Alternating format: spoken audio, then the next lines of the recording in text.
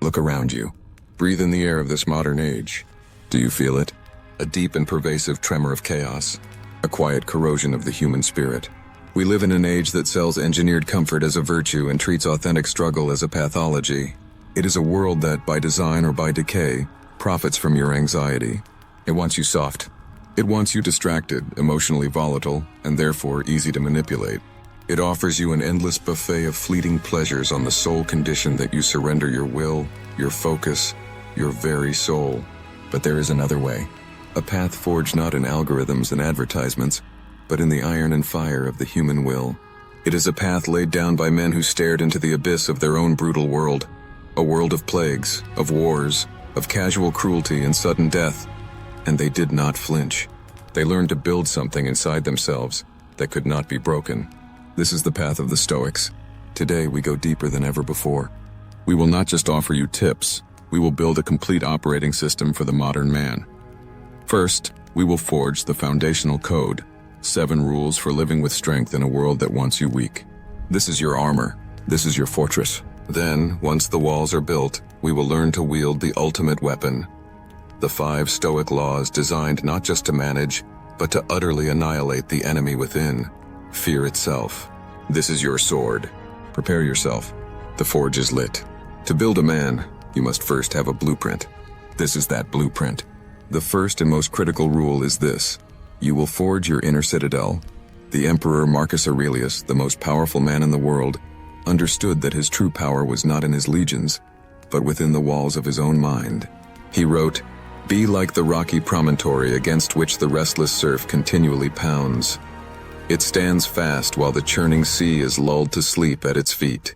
The world will hurl its chaos at you, its political hysteria, its social pressures, its personal insults, its algorithm-driven outrage. It will try to breach your walls with the siege engines of doubt and fear.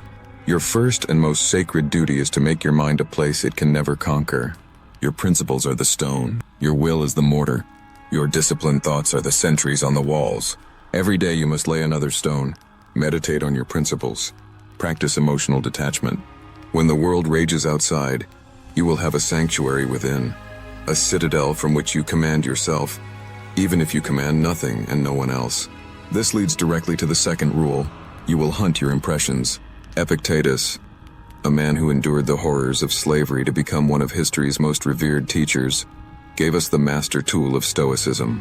He taught that it is not external events that disturb us, but our judgments, our stories, our impressions about them. Your mind is being stalked constantly by these impressions. An unexpected bill isn't just a bill, it's a catastrophe. A critical comment isn't just words, it's an attack. Most men are mauled by these phantoms. They react without thinking, driven by raw, unexamined emotion. The Stoic becomes a hunter. When a feeling of anger, fear, or despair appears, you must stop, isolate it. Like a hunter tracking a beast, you must ask, what are you? Are you the event itself? Or are you the panicked horror story I am telling myself about the event? By ruthlessly interrogating these impressions, you strip them of their power.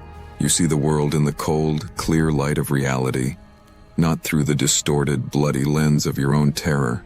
The third rule follows. You will master your desires, or they will absolutely master you. Our world is a machine designed to create desire. It dangles endless trinkets, fleeting pleasures, empty status symbols, and digital validation before you, engineering an insatiable hunger. This hunger is a leash, and the masters of this world hold the other end. The Stoics knew that the man who is a slave to his appetites can never be free, and therefore can never be strong. True power is not the ability to get everything you want, but the internal fortitude to want nothing that is outside of your virtuous control. This is the real war. It is a war against the undisciplined cravings of your own body and mind. Master your appetite for junk food, for mindless scrolling, for pornography, for the praise of strangers. Find profound satisfaction in your own character, in your own progress, not in the cheap validation of a sick and shallow world. Seneca said it best. It is not the man who has too little, but the man who craves more, that is poor. This brings us to the fourth, and perhaps most brutal rule. You will shoulder the weight of your own skull. This is the rule of absolute, terrifying responsibility. The modern world has built a sprawling temple to victimhood. It encourages you to blame your parents, your society, your biology, your circumstances for your own failures. It is a comforting lie, and it is the most potent poison to the male spirit. The Stoic rejects this poison entirely. He understands that his choices are his own. Your life in this exact moment is the perfect sum of your decisions and your reactions. The fault for your weakness is yours. The blame for your inaction is yours. And therefore, the power to change is also yours, and yours alone. It is a heavy, crushing burden, the weight of your own skull and the mind within it, but carrying it is what forges you into a man. The fifth rule is your guide to action in the world. You will speak truth, even if your voice shakes. The Stoics believe that virtue is the sole good. Not wealth, not health, not reputation, only the quality of your own soul. A primary virtue is courage married to justice. In a world that often rewards comforting lies, strategic ambiguity, and silent conformity, you must become a vessel for what is real. This is not a license for cruelty or tactlessness. It is a demand that you refuse to participate in delusion, both public and private. Defend what is right, even when it is unpopular. Speak honestly and plainly. Live in alignment with objective reality. Your integrity is the central pillar of your inner citadel. Do not let it crack or crumble for the temporary approval of fools. From this, the sixth rule becomes a necessity. You will choose your brothers in virtue. Seneca wrote with urgency about the company we keep, for we absorb the traits of those we surround ourselves with as if by contagion.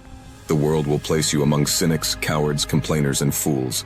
If you march with them, you will eventually adopt their limp. You have a sacred duty to yourself to seek out other men who are also on the path. Men who value strength, honor, wisdom, and responsibility. Form your own phalanx against the decay. Hold each other to a higher standard. Criticize each other honestly. Support each other fiercely. In an age of digital isolation and superficial connections, a brotherhood forged in virtue is your most powerful external shield. Finally, the seventh and most terrifying rule, you will contemplate the abyss. The world wants you to live in fear of death, in fear of loss, in fear of pain. It uses these primal fears to control you, to sell you insurance, to make you compliant. The Stoic neutralizes this weapon through the practice of premeditatio malorum, the premeditation of so-called evils. You will not run from the darkness. You will turn and face it. You will sit in silence and visualize losing your job. You will imagine the betrayal of a friend. You will contemplate the illness of a loved one. You will imagine in detail your own death. The point is not to be morbid. It is to become inoculated. It is to rehearse for tragedy so that when it inevitably strikes, you are not shattered. By facing the abyss in the safety of your mind, you rob it of its horror in reality. You learn that your spirit, the core of you, can endure anything. This is the code. 7 rules to build the foundations of an unbreakable man. This is your armor. This is your daily practice. But even the strongest fortress can be besieged by an enemy that is already inside the walls. That enemy is fear. Now that we have forged the armor, we must learn to wield the sword. We must learn the explicit combat doctrine for confronting and annihilating this inner demon. These are the 5 immutable laws of Stoic warfare against fear. First, the law of the leash. This is the master law, the one from which all power flows. It is the dichotomy of control, but we must see it for the visceral reality it is. Imagine a thick iron leash is tied around your neck.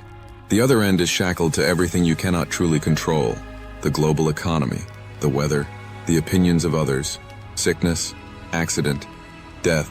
Your fear, your anxiety, is the raw, chafing tension on that leash.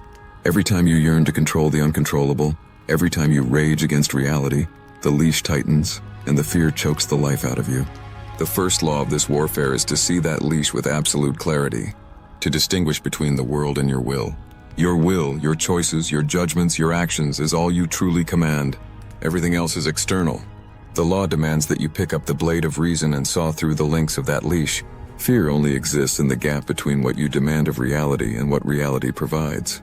Annihilate that gap, and you annihilate the fear. Second, the law of inversion. Your imagination, left unchecked, is a factory for horror. It is where fear is born, a dark womb that births an endless army of terrible phantoms.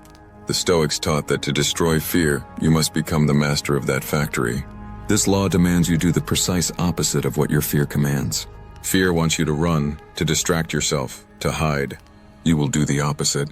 You will advance. You will stare it down. This is negative visualization as an offensive weapon. Does the fear of poverty haunt you? Spend a weekend eating only plain rice and water, wearing your oldest clothes. Does the fear of social rejection paralyze you? Go out and willingly invite a minor rejection. Ask for a discount you know you won't get. By willingly, deliberately walking into a controlled version of the fire, you prove to your primitive mind that you will not burn. You show your own internal demon that the monster it created is just a shadow, and you are the one who holds the light. Third, the law of the present moment. Fear is a time traveler. It is a ghost that cannot survive in the brightly lit reality of the present. It is always a projection, a horror story about a future that does not exist, or a traumatic memory replayed from a past that is already dead. The Roman Emperor Marcus Aurelius, besieged by constant threats, constantly pulled his mind back to the indivisible point of the now. The potential chaos of tomorrow is not here. The unchangeable mistakes of yesterday are not here. Here, in this single atomic moment, you are simply breathing. You are simply taking the next step. There is no room for the phantom of fear to spread its wings.